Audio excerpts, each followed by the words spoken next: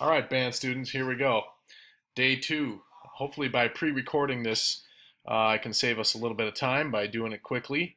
And while it's playing, I can come around and answer any questions you might have individually. So go ahead and raise your hand at this point if you've got some questions for me. Here's the agenda for today. Find our cubby in the cubby locator. We're going to go through a seating chart, make sure everybody's in the right place. And there's a question there. Did you watch the welcome video I sent home? This is the quick slideshow portion right here. We'll talk through some proper posture and breathing ideas. It's a very athletic thing to be in band, and we need all the effort we can get from you and your whole body. So basically, be standing up in your chair, plant your feet, and be right on your sits bones. We'll talk a little bit about the position you should be on the chair.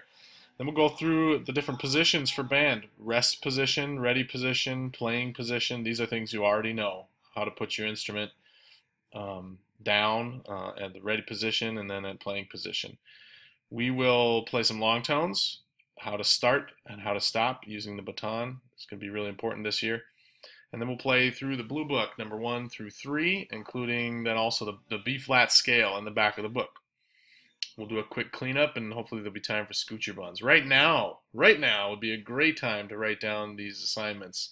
First, watch the welcome video if you haven't already. It was emailed to you and your parents. If you didn't get it, shoot me an email or a notification in Schoology so that I know that your email information is incorrect. We need to fix that. Second assignment, practice long tones with a metronome. I'll show you how to do that today.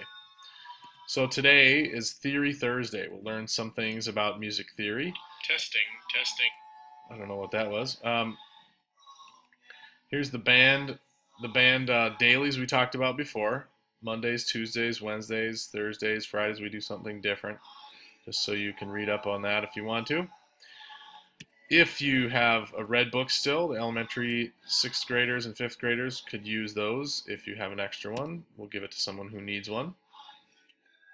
Hashtag UAEL, we talked about this before, it stands for Unity, Artistry, Excellence, and Legacy throughout the whole band program.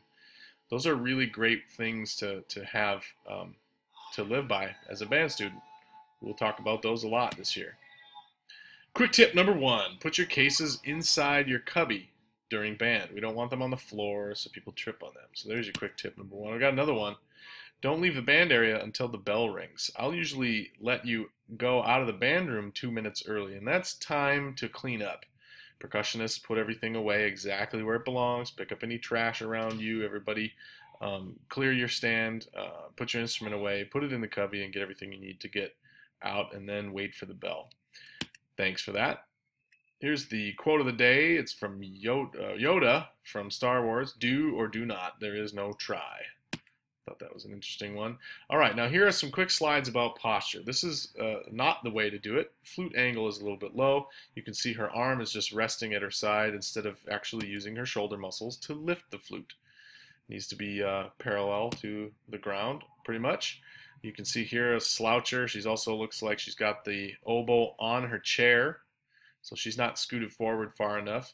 Books under her chair are not allowing her feet to be in the right place, really, so she should put her feet forward and flat on the ground like this, with the oboe out past her knees.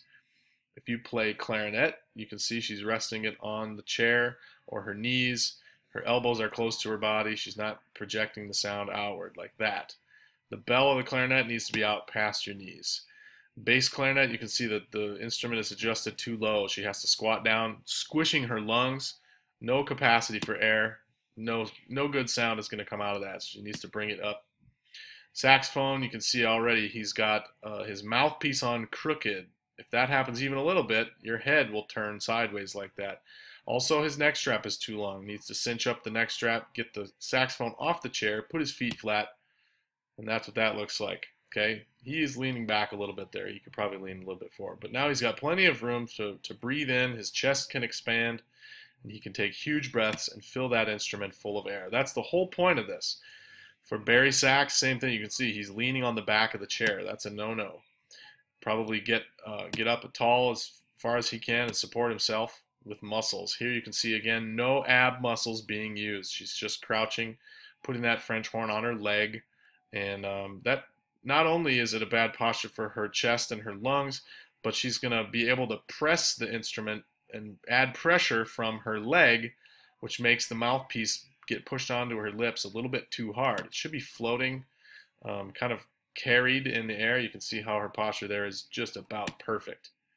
Cool red hair too. This guy's hunched over. Closing his elbows together a little bit will make it so that he can't get deep breaths. If he took a deep breath right now, it would make him look like this. You can't really be crouched and still get a full breath. So that's part of trumpet posture. Another thing with trumpets is we're looking for some hand posture here too. So the grip that you have is actually, you can see here, the pinky is on top. That's so that we don't press too hard into our face. We don't want to smash our lips. You can see here the right hand, the thumb goes underneath in between valve 1 and 2. I don't know if you can see that on this previous one, but his thumb is under there. Most of the carrying the instrument's weight happens with your left hand. Your right hand just floats on top like a butterfly. Here's another good picture of the hand posture for trumpet. Trombone, you can see here, she's slouching, feet are crossed. Once you cross your feet, you lose all your support through your legs and your abs, all the way up through your back and into your neck, and holding up your head and your instrument. You can see here everything is basically falling down as far as it can fall. We want everything up as far as it can go. Full posture. Fill up as much space as you can with your body. A lot of tuba players and baritone players will set their instrument on the chair and on the leg. That works if it's exactly the right spot for you to put it. But for most people, that means they're either going to crouch or have to readjust something. So better to carry the instrument. Hold it up with your left hand and your arm. Hug the instrument and lift it up. Then you can take deeper breaths and fully utilize your lungs. Here's a snare drum that's a little too crooked. You can see if he lifts his stick back, he's not going to be able to get it back very far because the angle is already too big of an angle to the drum. So flatten out the drum. Try to make it flat. You can see he's got his chest out. He's got his chin up. He's ready to play. Look at the band director and get things done. Think about carrying a pumpkin on a stick. It's heavy if it's leaning forward. So if your head is in front of your spine, you're carrying 8 to 10 pounds every day out in front of your body.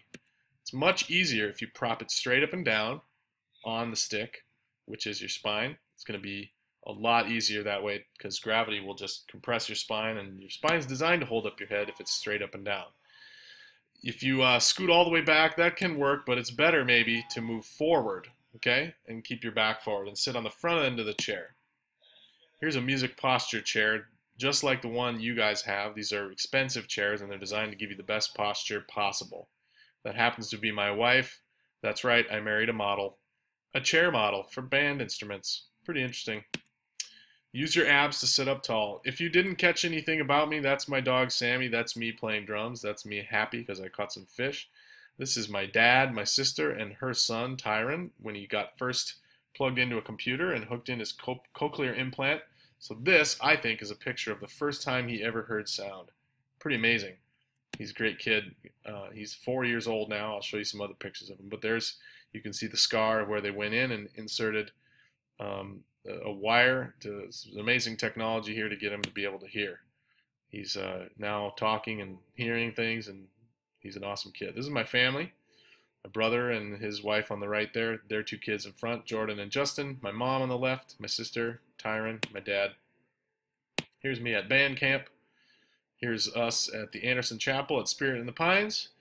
And this is my wife. She wanted to dress up as a hot dog. We borrowed this lady's hot dog costume. It was a dream of hers. This is my car.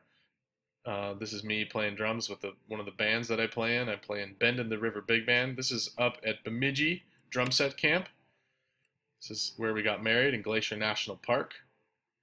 Some beautiful nature shots. This is one of my favorite things. Campfires and fishing, of course. Here's a picture from the band camp water slide. Here's when we got engaged, about 10 seconds after she said yes at this man's concert. The band is called Dawes, and we love them. Here's us, I think that's on our honeymoon, out in Glacier National Park. Here's some camping in Utah. We went to sleep in the desert and woke up to 5 inches of snow. It's pretty cool. I like going to movies with my friends, running half marathons and 10Ks, off-roading in my Jeep. I was just kidding before. I actually have a Jeep. This is my my wife right next to a 2,000-foot cliff. I was telling her to be careful. And believe it or not, there was a rainbow at our wedding and a waterfall in the background, Glacier National Park, Montana. Quick picture of the day. Here's one picture of the day. That's Eden Prairie Drumline from a few years ago. And here is the horn line. Prairie Colors Marching Band Festival is on Saturday at noon. It'll go all night long till probably 9 or 10 o'clock at night. You should check it out. I'm going to skip that and go back to here. So that's it for the announcements. Just over 10 minutes. Sorry to take up so much of your time, but I think that'll help. If you missed something, you can go back and play it. There'll be a link to this right in Schoology that sends you to our band announcements channel on YouTube. All right, here we go.